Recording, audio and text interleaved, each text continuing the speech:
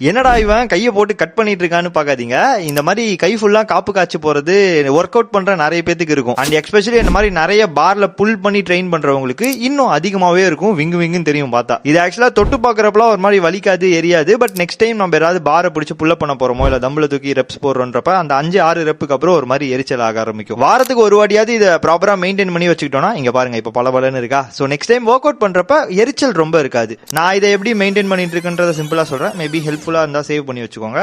கொஞ்சம் காம்ப்ளிகேட்டடா தெரியும், but complicated இல்ல, ரொம்ப சிம்பிள். என்கிட்ட இந்த கேலஸ் ரிமூவர்னு சொல்லிட்டு ஒரு மிஷின் இருக்கும். அது ஆக்சுவலா காலுக்கு யூஸ் பண்றதுக்கு, கைக்கு யூஸ் பண்ண கூடாது. பட் நான் கைக்கு யூஸ் பண்ணி பார்த்தேன், ரொம்ப டீப்பா என்னால எதுவுமே பண்ண முடியல. அதனால வழக்கம் போல சிசர் தான் நான் யூஸ் பண்ணிருக்கேன். சிசர் யூஸ் பண்றது ஒரு நல்ல ஆப்ஷனான்னு எனக்கு கேட்டீங்கன்னா தெரியாது.